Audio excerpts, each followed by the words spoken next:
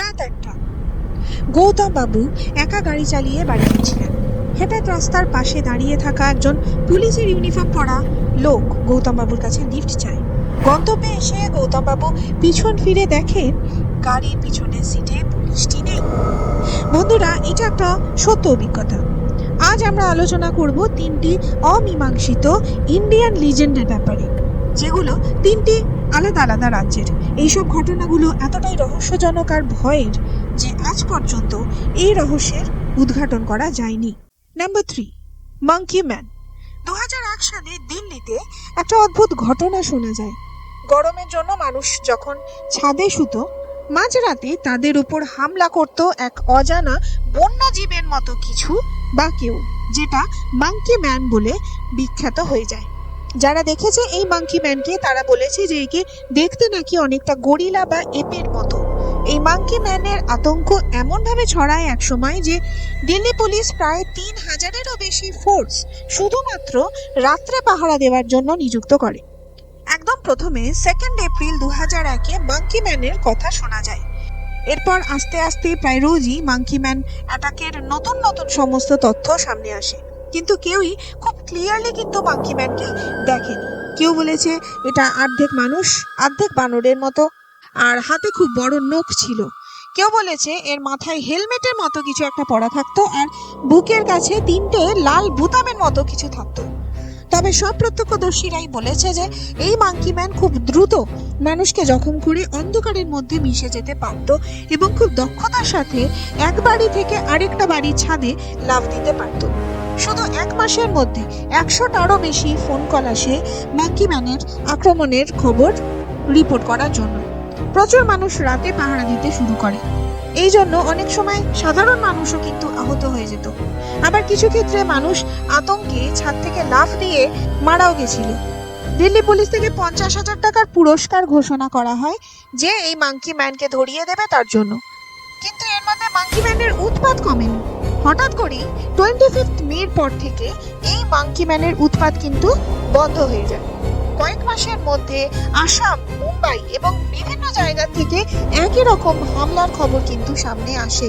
দিল্লির 2জন doctor S K. Varma এবং DK. Srivastava বলেছিলেন যে এটা একটা মাস হিস্টেরিয়ার কেস। মাস হিস্টেরিয়া এমন একটা ব্যাপার যেখানে আস্তে আস্তে মানুষ একটা মিথ্যেকেই সত্যি বলে ভাবতে শুরু করে। মাস হিস্টেরিয়ার পিছনে বড় হাত ছিল মিডিয়ার বলে মনে করেছিলেন এই 2জন ডাক্তার। আজও এই মাঙ্কি ম্যানের রহস্য কিন্তু রহস্যই থেকে গেছে। তোমাদের কি মনে হয়, এটা কি সত্যি কোনো মাস হিস্টেরিয়ার ব্যাপার? তাই যদি হয় তাহলে মানুষের গায়ে এরকম ভাবে গভীর ক্ষতচিহ্ন বা নখের দাগ কি করে হতো? তোমরা প্লিজ তোমাদের মত কিন্তু কমেন্ট সেকশনে জানাও। নালেবা। 1990-এর সময় বেঙ্গালুরুর আশেপাশে হঠাৎ করেই একটা আতঙ্ক ছড়ায়। সন্ধে হবার পর কেউ বাড়ির দরজা নক করতো। অনেকে কেউ এসেছে ভেবে দরজা খুলে দিত, কিন্তু খুলে দেখতো যে কেউ কোথাও নেই। সেই সব বাড়িতে থাকা 25-26 বছরের ছেলেরা কিন্তু গায়েব হয়ে যেত সেই রাত্রে। পড়ে থাকতো শুধু তাদের জামা কাপড়।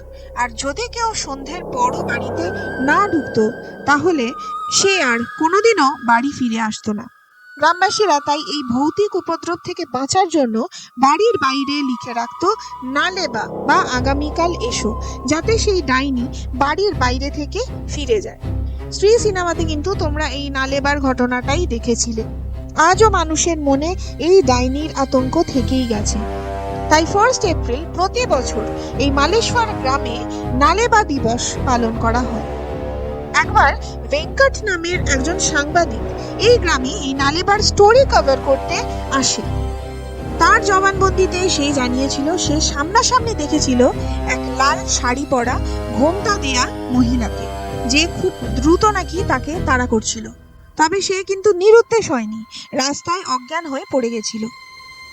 গ্রামের লোকেদের ধারণা ছিল যে এ গ্রামের বাইরে বলে হয়তো প্রাণে বেঁচে গেছিল।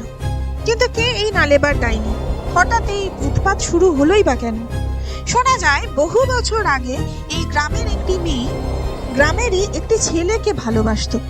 উঁচু জাত নিচু জাতের ব্যবধান থাকায় তাদের বাড়ি থেকে কিন্তু এই সম্পর্কটাকে মেনে নেয়নি। সেই কারণে বাধ্য হয়ে তারা বাড়ি থেকে পালিয়ে গিয়ে গ্রামের বাইরে বিয়ে করে আর সেখানেই থাকবে বলে ঠিক করে। সেদিন ছিল তাদের ফুলশয্যা। তাদের বিয়ের কথা শুনে সেই রাত্রিবেলা তাদের বাড়ির লোকেরা কিন্তু সেই বাড়িটি জ্বালিয়ে দেয়। বাড়ির সাথে সাথে এই নতুন বউটিও পুড়ে মারা যায়। তারপর থেকেই তার এই অতৃপ্ত আত্মা ঘুরে বেড়ায় এই গ্রামের রাস্তায়, শিকার বানায় 25-26 বছরের যুবকদের, খুঁজে বেড়ায় তার প্রেমিককে। আজও এটা ভারতবর্ষের একটা কুখ্যাত আরবান লিজেন্ড হয়েই থেকে গেছে, যার কোনো মীমাংসা হয়নি। ডাউহিল। পশ্চিমবঙ্গের কার্শিয়াংয়ে অবস্থিত ডাউহিল ভারতবর্ষের বিখ্যাত টুরিস্ট স্পটগুলোর মধ্যে অন্যতম।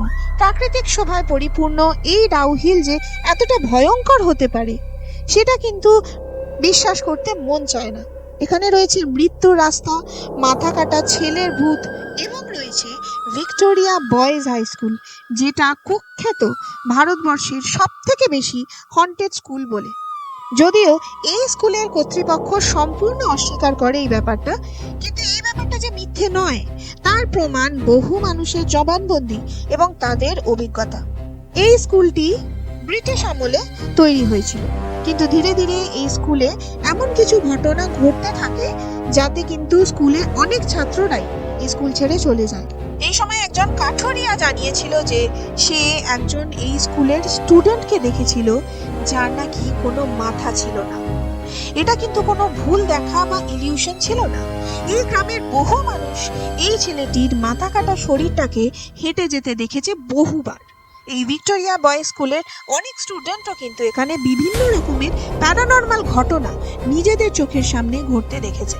ফাঁকা ক্লাসরুমে দেয়ালে নখের আঁচড়ের দাগ, লাইট ব্লিঙ্ক করা, কোনো কোনো করিডোরের বাল্ব বারবার খারাপ হয়ে যাওয়া, সারাক্ষণ আশেপাশে কারোর এক্সিস্টেন্স ফিল করা, এসব কিন্তু শুধুমাত্র গল্প কথা নয়, এগুলো ডকুমেন্টেড। 2013 সালে একজন টিচার চাকরি ছেড়ে দেয় শুধু এই কারণে যে তার আশেপাশে সে সারাক্ষণ ফিল করত যে কেউ যেন ঘুরে বেড়াচ্ছে। এই ডাউহিলের জঙ্গল এতটাই ভয়ঙ্কর যে কেউ সচরাচর এই জঙ্গলে আসে না, এমনকি এখানকার স্থানীয় মানুষরাও নয়। যখনই কেউ আসে এখানে সে সাথে করে নিয়ে যায় এমন কিছু যেটা তাকে রাতে ঘুমাতে দেয় না এবং অসুস্থ করে তোলে। এই জঙ্গল থেকে এসে বহু মানুষের স্লিপ প্যারালাইসিস শুরু হয়। নেক্সট টাইম তুমি যখন কার্শিয়াং বেড়াতে যাবে অবশ্যই ডাউহিল থেকে ঘুরে এসো।